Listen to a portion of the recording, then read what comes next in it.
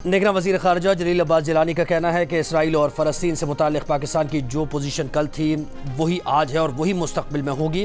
ہم کسی کی تقلید نہیں کرتے، ہمارے فیصلے صرف اور صرف قومی مفاد میں ہوں گے۔ پاکستان کا موقف ہے کہ فلسطین کا مسئلہ وہاں کے عوام کی امنگوں کے مطابق حل کیا جانا چاہیے۔ ایک سوال پر بولے، سرحد پار سے ہونے والے حملے روکنا افغان عبوری حکومت کی ذمہ داری ہے، سی پیک رول بیک کرنے کا سوال ہی پیدا نہیں ہوتا۔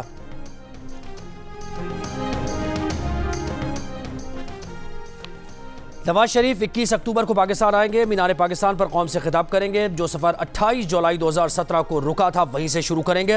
مسلم لیگ نون کے رانا ثناء اللہ کا گجرانوالہ میں خطاب، کہا مریم نواز شریف نے ان کی اور نواز شریف کی موجودگی میں پارٹی میٹنگ میں سب کو ٹارگٹ دیے ہیں۔ خوشحالی کی طرف بڑھتے پاکستان کو تیسری بار بحران سے دوچار کیا گیا۔ ہم ان کرداروں کا نام لیتے ہیں تو کہا جاتا ہے کہ ان کا تو احتساب کا ایجنڈا دوبارہ سے آ گیا ہے۔ کیا اس بات پر ہم افسوس بھی نہ کریں، ان کرداروں کے نام بھی نہ لیں؟ 9 مئی کے کرداروں کو انصاف کو کٹہرے میں لایا جا رہا ہے، لیکن الیکشن لڑنے کی خاطر اگر جرم معاف کر دیا جائے تو ایسا کوئی قانون نہیں۔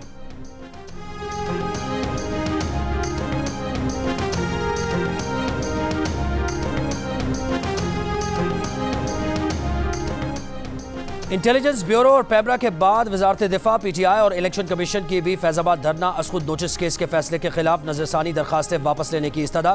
Chief justice of Pakistan justice قاضی فائز عیسیٰ نے کہا، سب نے تسلیم کیا کہ عدالتی فیصلہ سچ تھا، ہمارا امتحان پاس ہو گیا، اب آپ کی باری ہے۔ اٹارنی جنرل صاحب، آپ سمیت سب پر جرمانہ کیوں نہ کیا جائے؟ الیکشن کمیشن تب ٹھیک تھا یا اب ہے؟ کیا کوئی کنڈکٹر تھا جو یہ سب کرا رہا تھا؟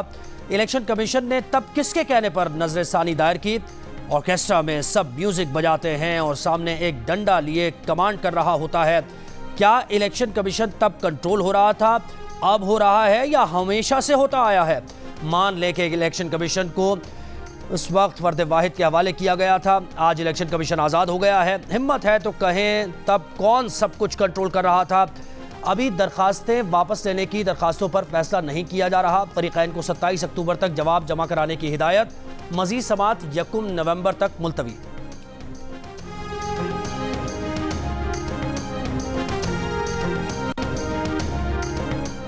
Chief justice of Pakistan justice قاضی فائز عیسیٰ نے فیض آباد دھرنا کے فیصلے پر عمل درآمد پر سوالات اٹھا دیے۔ کہا، سوال تو یہ اٹھتا ہے کہ فیض آباد دھرنا کیس کے فیصلے پر عمل کیوں نہیں ہوا؟ آخر سب اتنے ڈرے ہوئے کیوں ہیں؟ کس کا ڈر ہے؟ اوپر والے کا تو نہیں ہے، آخر کس سے ڈرتے ہیں؟ خادم رضوی مرحوم نے تو فیصلہ تسلیم کیا، آپ لوگ تو وہاں تک پہنچ بھی نہیں سکتے۔ جن صاحب کو بہت جمہوریت چاہیے تھی وہ کینیڈا سے واپس کیوں نہیں آتے؟ جتھے کی طاقت کی نفی نہیں کی گئی، وہ آج بھی غالب ہے۔ ہم نے سبق نہیں سیکھا؟ جرمنی میں فاشزم تھی، انہوں نے تسلیم کیا۔ اسلامی جمہوریہ پاکستان تو غلطیاں بھی تسلیم نہیں کرتا۔ ان سمیت سب کا احتساب ہونا چاہیے۔ اٹارنی جنرل کی سپریم کورٹ کو فیض آباد دھرنا کیس فیصلے پر عمل درآمد کی یقین دہانی، کہا فیصلے پر عمل درآمد کریں گے لیکن عدالت وقت دے دے۔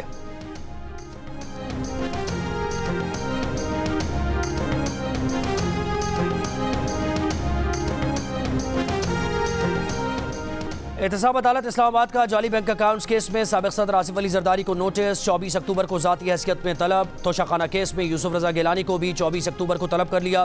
پشاور میں 111 ریفرنسز میں احتساب عدالتوں نے نوٹسز جاری کر دیے۔ ترمیم کے بعد 134 ریفرنسز نیب واپس بھجوائے گئے تھے۔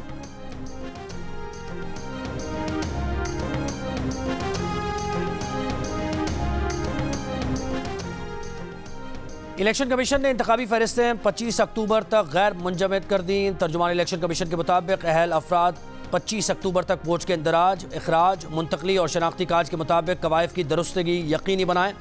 انتخابی فہرستیں 20 جولائی کو منجمد کی گئی تھیں۔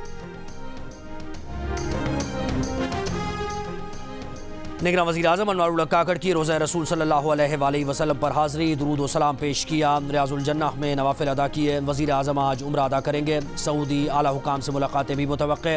انوار الحق کاکڑ لندن سے 2 روزہ دورے پر سعودی عرب پہنچے ہیں۔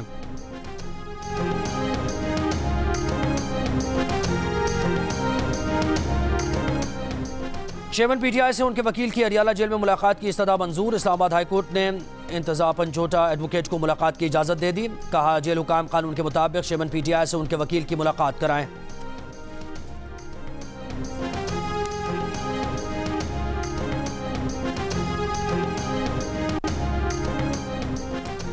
अमीर जमात इस्लामी सिराजुल हक का निगरान वज़ीर आला सिंध से मुंतखब बल्दियाती नुमाइंदों को इख्तियारात मुंतकिल करने का मुतालबा का। पीपल्स पार्टी की हुकूमत ने इख्तियारात मुंतखब बल्दियाती नुमाइंदों के हवाले नहीं किए। ये सूरत हाल निगरान दौरे हुकूमत में भी बरकरार है। अब तक यूसी और टाउन नाज़मीन के इख्तियारात नहीं सौंपे गए।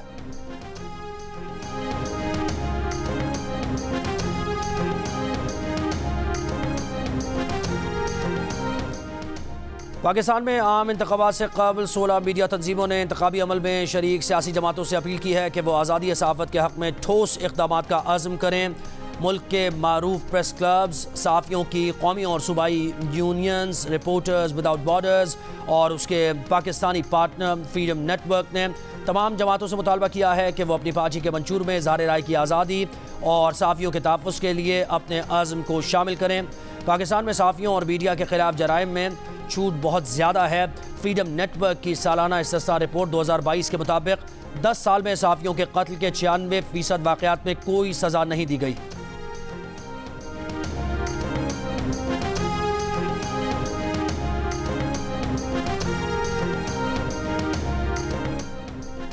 निगरान वज़ीर आला सिंध मकबूल बाकर ने कराची में तालीमी तंजीम दूरबीन के तहत चलने वाले इदारे गवर्नमेंट एलिमेंट्री कॉलेज हुसैनाबाद का दौरा किया। वज़ीर आला सिंध कॉलेज के मुख्तलिफ हिस्सों में गए, तलबा और फैकल्टी मेंबरान से बातचीत की। मकबूल बाकर ने कॉलेज की तज़ीन व आराइश और बुनियादी ढांचे की बेहतरी के लिए कोशिशों की तारीफ़ की।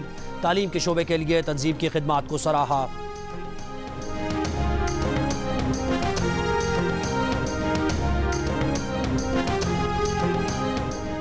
पीपल्स पार्टी के सेनेटर शहरी रहमान की कायमा कमेटी बराए दाखिला के इजलास में रेप केसेस में मुलजमान को सरेआम फांसी देने के बिल की मुखालफत का। रेप एक घिनौना जुर्म है, लेकिन सरेआम फांसी इसका हल नहीं है। जो ममालिक रेप के मुजरिम को सरेआम फांसी की सज़ा देते हैं, क्या वहाँ ये जुर्म ख़त्म हो गया है? सरेआम फांसियों से मुआशरे में रेप ख़त्म नहीं होगा, इससे मुआशरे में बर्बरियत में इजाफा होगा।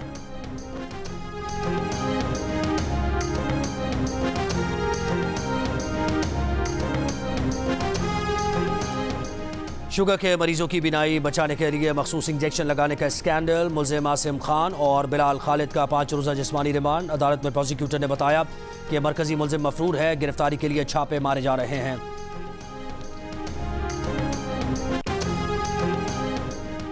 सहाफ़ी खालिद जमील की दरख्वास्त ज़मानत मंजूर। स्पेशल जज सेंटर इस्लामाबाद का अडियाला जेल से रिहाई का हुक्म। खालिद जमील को पैका एक्ट के तहत गिरफ्तार किया गया था।